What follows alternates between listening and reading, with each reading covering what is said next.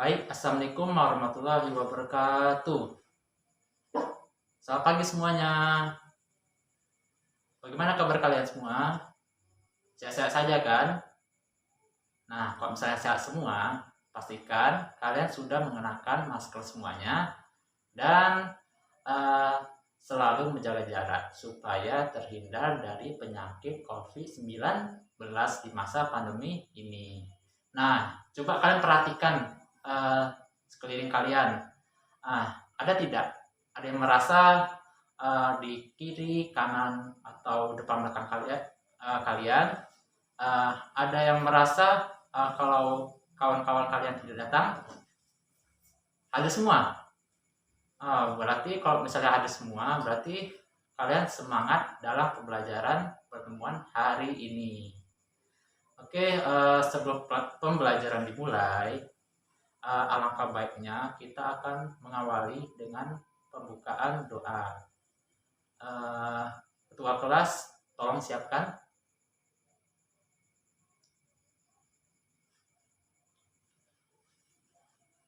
Nah, pada pertemuan sebelumnya, kalian sudah mempelajari kan, sudah selesai mempelajari tentang materi statistika. Nah, sesuai kesepakatan pertemuan sebelumnya, hari ini kita akan mempelajari materi selanjutnya, yaitu tentang, ada yang masih ingat tentang apa?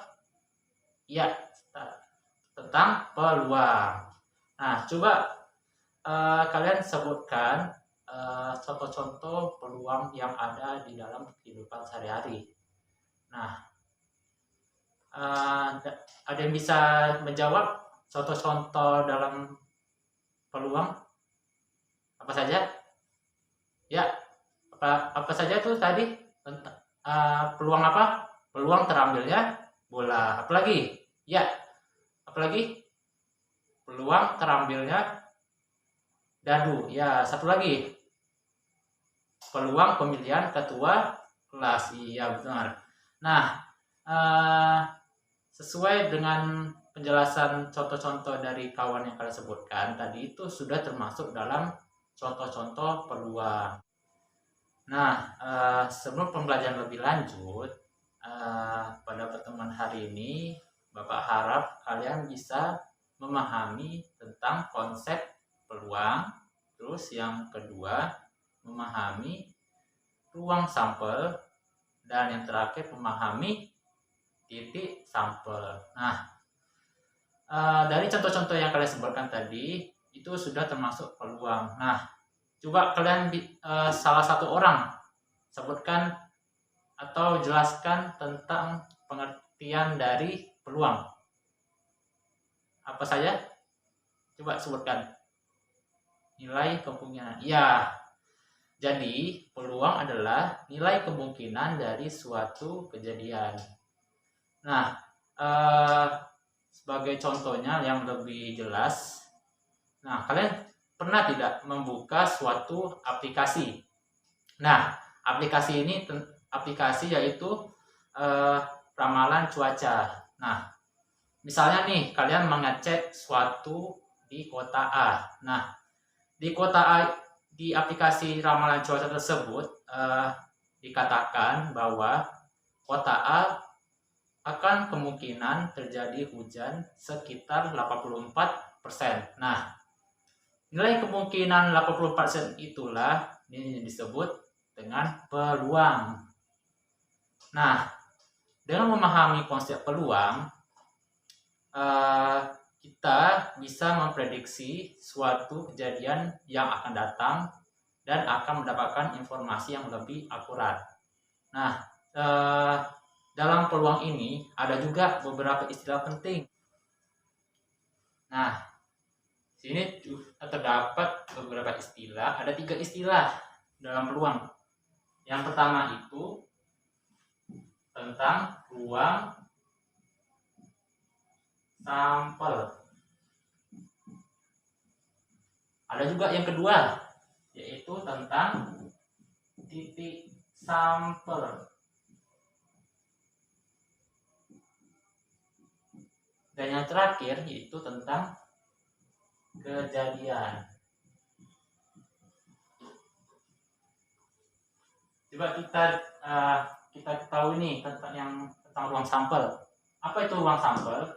Nah, ruang sampel itu adalah nilai kemungkinan dari seluruh kejadian yang diperoleh dari suatu percobaan. Nah, yang kedua, titik sampel. Nah, titik sampel ini adalah semua anggota dari ruang sampel. Nah, untuk menentukan titik sampel dapat menggunakan metode tabel atau metode akar. Dan yang terakhir yaitu tentang kejadian. Nah, kejadian ini adalah himpunan bagian dari seluruh kejadian dari suatu peristiwa tertentu. Nah, untuk lebih jelasnya, ada juga terdapat dari contoh-contoh soal.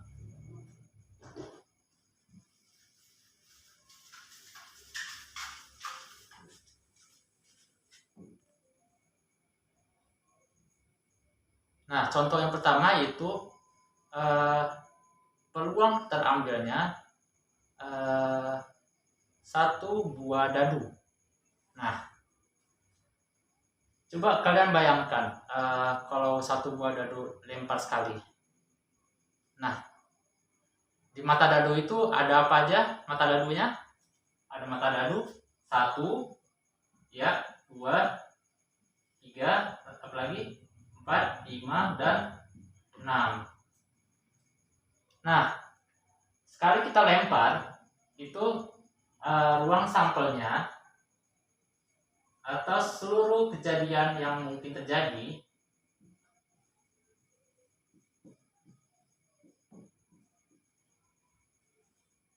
itu bisa terjadi seluruhnya, yaitu mata dari 1 hingga 6. Yang kedua, kita tanyakan apa titik sampelnya.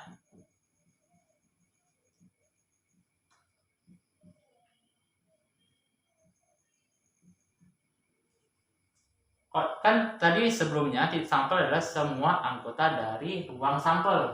Nah, berarti kalau misalnya ditanyakan titik sampel, itu sama aja. Dari 1, 2, 3, 4, 5, dan 6. Kalau kejadian,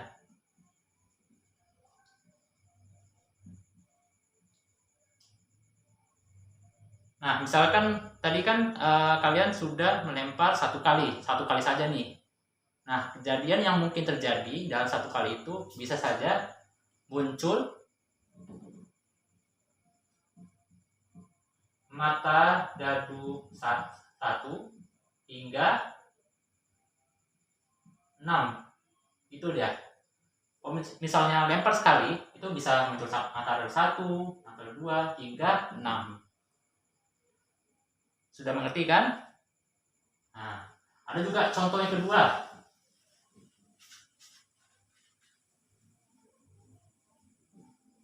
Nah, dalam contoh kedua ini peluang terambilnya sebuah logam dilempar sekali. Nah, kalian sudah tahu pasti kalau mata koin itu ada depannya apa saja? Ada angka. Misalnya kita lempar koin 500. Berarti angkanya 500. Kita sebut aja nih angka. Dan kemudian belakangnya apa? Lambang apa? Gambar Garuda. Nah, gambar Garuda ini kita sebut dengan gambar.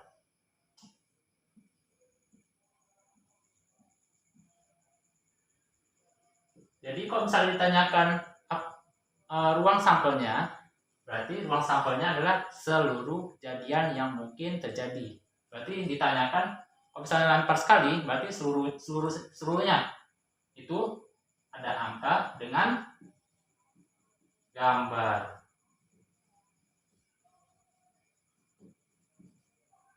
Kalau misalnya ditanyakan titik sampel gampang. Seluruh anggota dari ruang sampel, yaitu angka, kita singkatkan saja A, dan gambar kita singkatkan dengan G. Kalau misalkan ditanyakan kejadian dalam lempar sekali, kalau lempar sekali berarti bisa muncul hanya angka saja.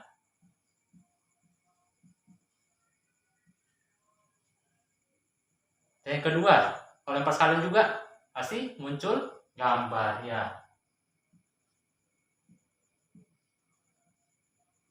Oke, coba kita ke contoh selanjutnya.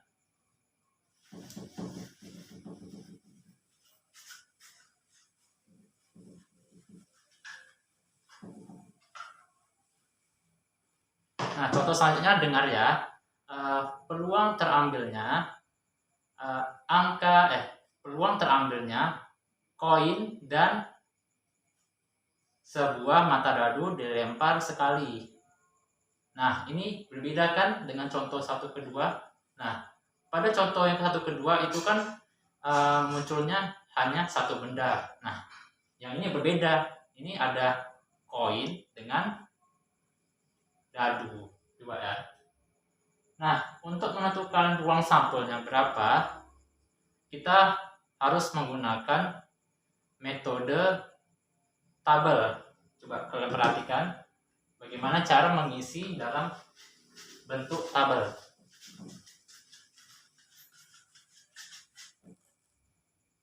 Kita tuliskan di sini metode tabelnya.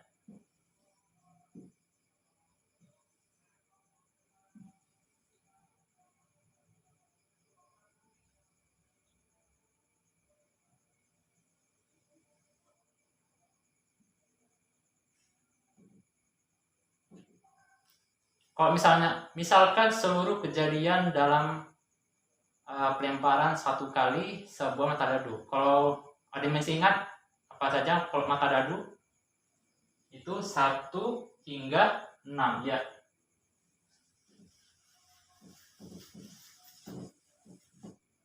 1, 2, 3, 4, 5, 6.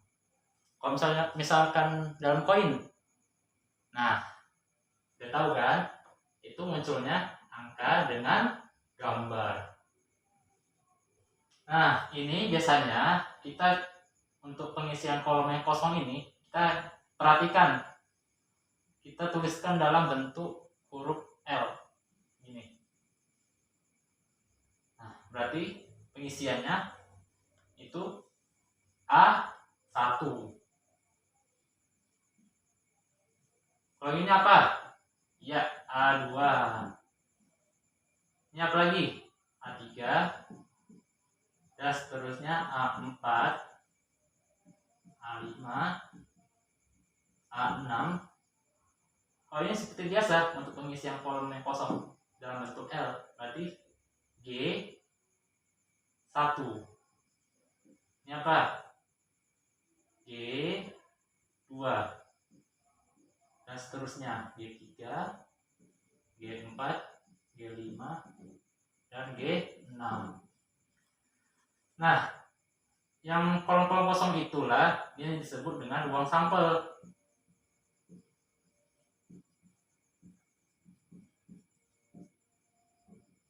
Nah, inilah ruang sampelnya. Yang ada berapa? 1, 2, 3, 4, 5, 6, 7, 8, 9, 10, 11, dan 12. Itu kalau misalkan ditanya titik sampel ya.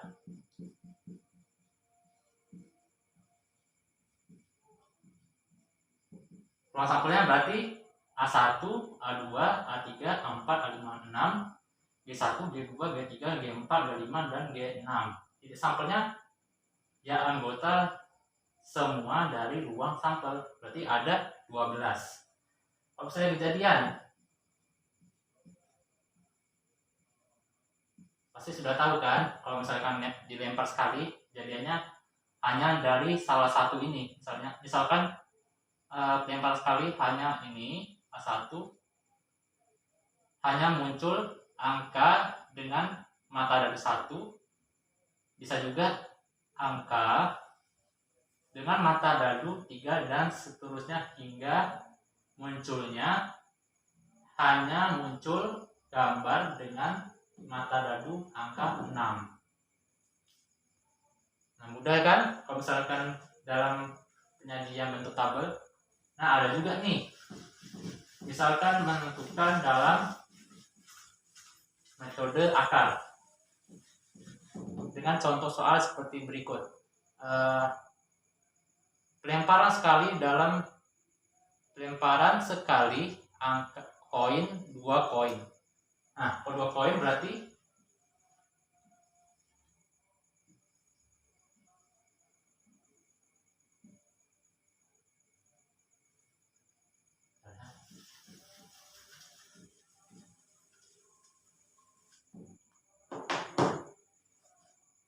kita tuliskan dulu nih angka dengan gambar.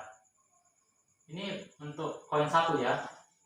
Untuk yang koin kedua, koin akar itu menyebar dengan dibagi 2 di sini. 1 2 1 2. Kita tuliskan juga angka dengan gambar, angka dengan gambar. Ini juga angka dengan gambar, angka dengan gambar. Jadi kita dapat hasilnya nih. Ini awalnya A, akhirnya A, berarti kita tulis angka atau AA. Ini apa? Iya, AG. Angka dengan gambar. Ini apa? Tulisnya GA. Atau kita bisa tulis AG dan seterusnya hingga GG. Nah, untuk inilah kita sebut dengan ruang sampel dan juga anggotanya ini, atau kita sebut dengan titik sampel. Ada AA, AG, AG dengan GG, sebanyak 4 anggota. Kalau misalnya ditanyakan kejadiannya dalam pelemparan 1 kali, kalau misalnya pada 1 kali berarti ini bisa hanya muncul angka-angka, bisa muncul angka dengan gambar, bisa muncul dengan angka dengan gambar, dan juga gambar dengan gambar. Iya. Oke, setelah Bapak sudah menjelaskan tentang peluang, nah selanjutnya Bapak akan kali ini kita akan mengadakan diskusi kelompok. Nah, diskusi kelompok ini terdapat 4 kelompok. Nah, untuk membuat kelompoknya hanya dari bangku depan dan hanya belakang, biar tidak berpencar-pencar. Ya, itulah. Nah, di sini Bapak akan memberi kalian sebuah LKPD atau lembar kertas untuk pengerjaan diskusi ini. Dan misalkan kalian tidak mengerti, kalian tanyakan saja kepada Bapak, dan selanjutnya Bapak serahkan kepada kalian untuk mengerjakan sesuai dengan kelompok masing-masing. Bagaimana pengerjaan LKPD-nya? Apakah sudah siap semua? Nah, jika sudah siap semua, sesuai dengan kelompoknya dari urutan kelompok 1, 2, 3, dan 4, kita awali dengan kelompok 1. Nah, kelompok 1 akan maju ke depan, dan yang maju ke depan itu adalah perwakilannya. Nah, perwakilannya silakan maju ke depan dan memaparkan hasilnya. Oke, karena kalian sudah selesai dan maju dari kelompok 1 hingga 4, kita beri nilai A+ semua. Baik, dari pekerjaan LKPD untuk pertemuan hari ini, eh, kita bisa simpulkan bahwa peluang adalah nilai kemungkinan suatu kejadian. Nah, yang dimana kejadian ini dia saling berhubungan, yaitu terhadap nilai kemungkinan semuanya, ya, atau kita bisa memprediksi suatu kejadian. Nah, begitulah untuk kesimpulan pada pertemuan hari ini.